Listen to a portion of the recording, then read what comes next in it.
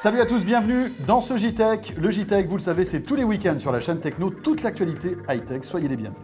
Et l'actu high-tech cette semaine, c'est la sortie des deux nouveaux iPhones. Nous avons testé le modèle haut de gamme, l'iPhone 5S. Autre téléphone très attendu, il s'agit du nouveau Lumia qui met le paquet sur la photo. C'est le 1020, test dans quelques minutes. Vous allez découvrir dans ce JTech une école d'informatique pas comme les autres, gratuite, ouverte à tous, fondée par Xavier Niel, c'est l'école 42. Le JTech, c'est le best-of des vidéos de la semaine sur la chaîne Techno 01net. Soyez les bienvenus.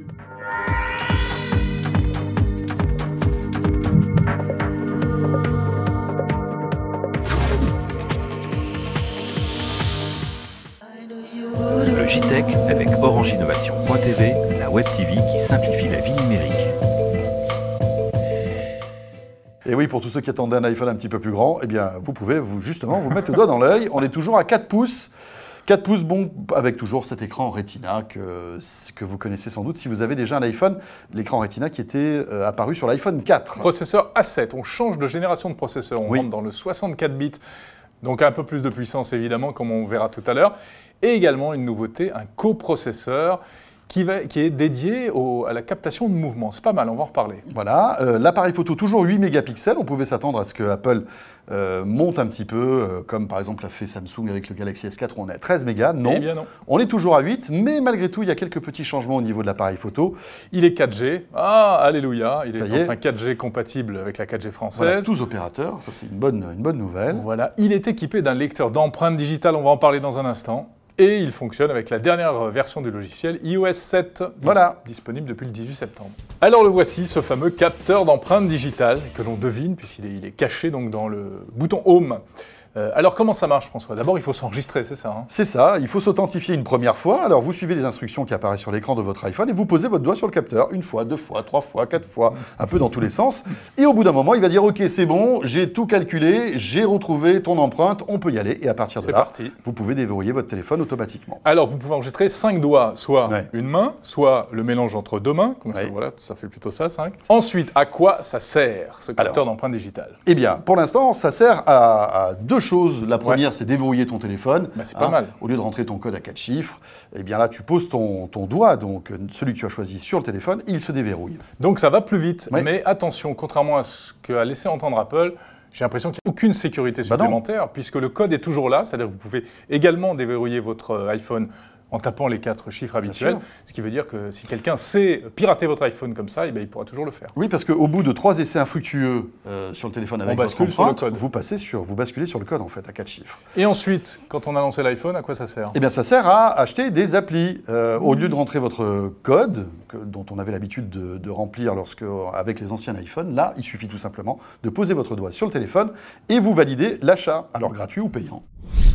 C'est pas la grosse révolution, hein, on est toujours sur un capteur de 8 mégapixels. Cela dit, il fallait quand même qu'Apple raconte une petite histoire. Oui, bien sûr. Et voilà, il fallait quand même justifier le prix de ce nouvel iPhone 5S. Donc, nouveau capteur photo, et notamment, Jérôme, donc, des pixels un petit peu plus gros. Voilà, donc a priori, ça va augmenter aussi la sensibilité en basse luminosité. Le flash également a été changé, c'est un peu le problème, hein, des flashs souvent on a l'air blafard comme ça. Ce nouveau flash s'appelle le True Tone. Regardez, on a fait un petit comparatif entre l'iPhone 5, l'iPhone 5S et le Lumia 1020. Alors, tel un lapin sur une nationale, j'ai photographié Jérôme, en fait, dans l'obscurité la plus totale. Je t'ai grillé les yeux d'ailleurs, hein. Après tu ne voyais plus rien. Ouais, on voit pas trop la différence. Hein. Un peu quand même. Avec le 5, je suis très jaune, avec le 5S, t'es moins jaune. Je suis moins jaune. Mais en tout cas, on a l'impression qu'avec le 5S, les photos sont plus vraies. Ouais, elles sont plus vraies. réelles. Il y a un petit plus. Alors les points forts de cet iPhone 5S, eh ben, ils sont faciles à comprendre.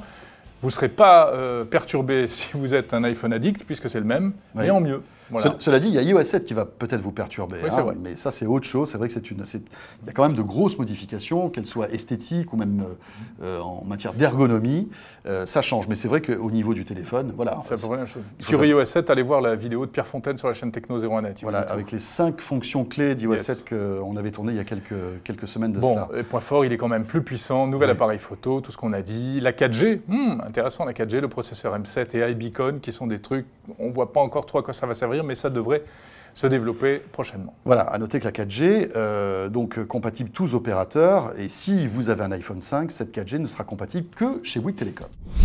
Les points faibles, eh bien, pas de NFC, hein, pour tous ceux qui se disaient, ben voilà, ça y est, Apple va céder aux sirènes du NFC. Eh bien non, c'est pas encore cette fois-ci. Et visiblement, ce sera jamais. Ça sera jamais le cas. Hein, voilà. Donc, on a l'impression qu'il y a deux camps. Hein, d'un côté, le camp Android qui joue à fond la carte NFC, et puis Apple qui se lance dans d'autres aventures. On en parlait il y a un instant avec iBeacon.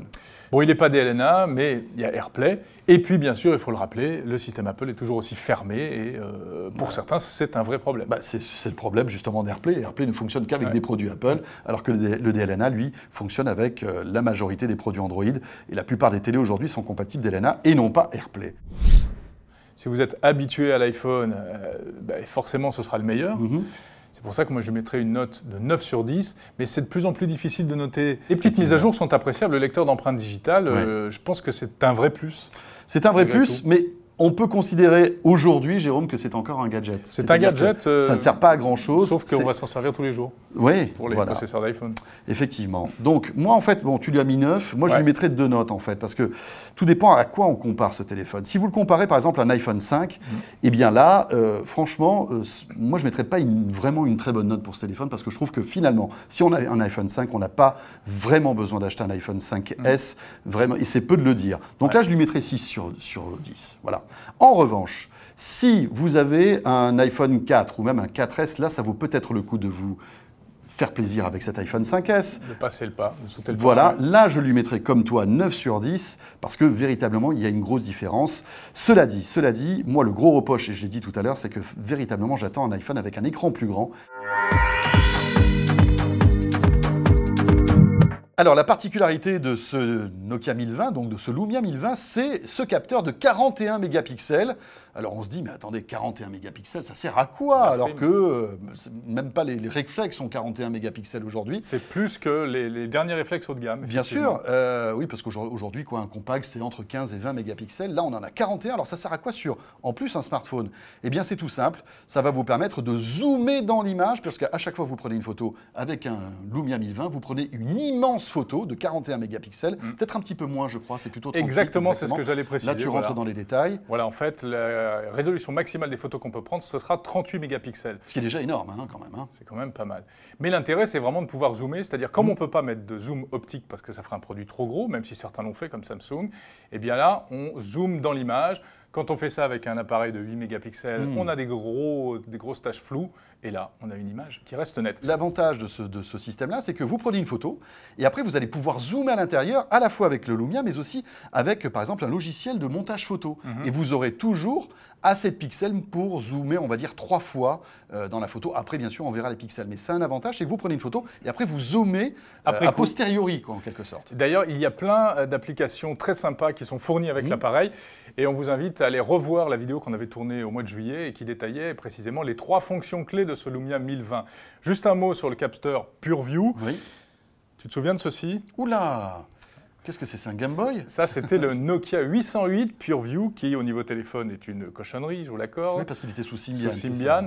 Mais en revanche, moi, j'avais adoré ce produit parce que c'était le plus petit appareil photo de qualité qu'on pouvait avoir dans la poche, qui restait communicant. Et déjà, c'était à peu près le même concept. Et c'était exactement le même concept. Regardez, d'ailleurs, j'ai fait un petit comparatif entre des photos prises avec le 808 PureView et avec le Lumia 1020, et on voit que par peut-être une petite déformation des couleurs en défaveur du 1020, à mon goût. J'ai un petit peu de mal, en revanche, avec la taille d'écran, mais ça, c'est mon problème personnel. Moi, je suis plutôt... Ben oui, je suis désolé, je suis à contre-courant, je préfère les écrans plus petits. D'accord. C'est plus maniable, à mon goût.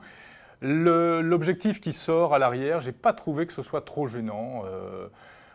Ça ne grossit pas outrageusement oui, ça sort que de quelques millimètres, en fait. Hein. Voilà, c'est ça. Et donc, tu me demandes ma note. J'aurais tendance à dire que ça devient de plus en plus difficile de noter les smartphones. On va être obligé, je crois, de les noter par catégorie. Oui, bien sûr. Alors, voilà, moi, je mettrais dans la catégorie des Windows Phone, évidemment, il tient le haut du pavé. Et je lui mettrais allègrement un 9 sur 10. Après, la question qu'on peut se poser, que choisir entre ce téléphone-là et le Galaxy S4 Zoom qu'on avait testé juste avant l'été, et oui, qui a une particularité, hein, c'est qu'il a un vrai bloc optique avec un zoom à l'intérieur, un vrai zoom optique. Est-ce qu'on peut comparer les deux? Mais François, je te propose qu'on fasse prochainement un fight entre ces deux appareils. C'est une très bonne idée. Parce que ça mérite vraiment de les mettre en parallèle. Alors que font-ils ces jeunes ici? Eh bien en fait là on est donc en pleine période de sélection avant la rentrée qui aura lieu mi-novembre. Et c'est la 3e fournée, il y en a eu une première en juillet et une autre en août, celle-ci en mois de septembre. C'est la piscine donc. Ça s'appelle la piscine. Des exercices, c'est une méthode complètement insolite, peu courante. Et nouvelle. Oui. Et totalement nouvelle en matière de pédagogie. Et l'idée c'est que voilà, sur ces 1000 personnes qui viennent plonger dans cette piscine, seuls 300 ressortiront pour participer en fait à ce cursus qui débutera en novembre prochain. Et ce qui est amusant ici, c'est qu'en fait il y a tous les profils et des personnes qui n'ont jamais programmé qui se retrouvent ici dans cette école 42. Je faisais quelque chose de complètement différent avant, c'est-à-dire que j'étais en BTS de management et en alternance, mais j'aimais déjà l'informatique, même si je suis arrivée ici complètement novice. J'avais jamais programmé, c'est-à-dire que je savais comment ça fonctionnait assez vaguement. Et ça m'intéressait d'apprendre à le faire. L'école 42, donc créée par Xavier Niel, et lorsque la star arrive dans les lieux, regardez ce que ça donne. Qui tiennent.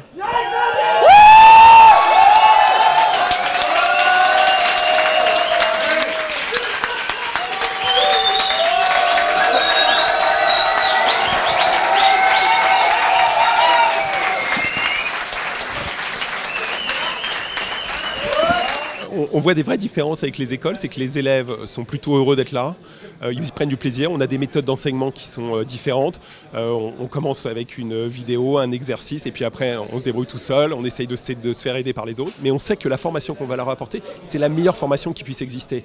Et on pense que le mode d'éducation pour qu'il passionne ces jeunes qui sont exclus du système scolaire, il doit être différent. Et être différent, ça veut dire quoi? Ça veut dire que si on leur met un prof, et derrière on met 300, 400, 500 élèves, ça ne marche pas. Ils sont sortis du système scolaire parce que ça ne marchait pas.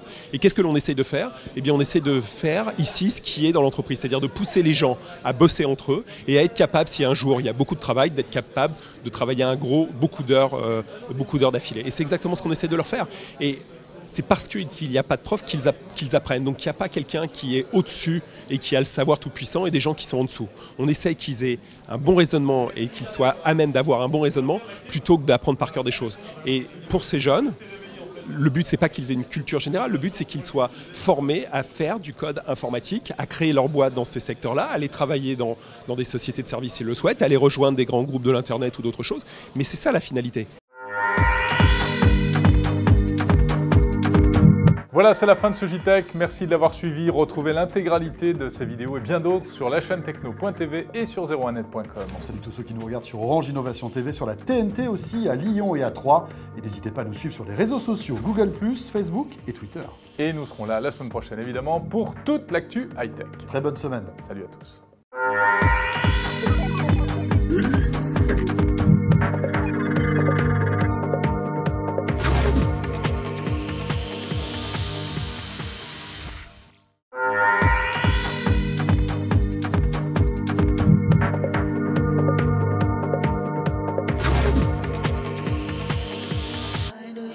Le JTech avec Orange Innovation.tv, la web TV qui simplifie la vie numérique.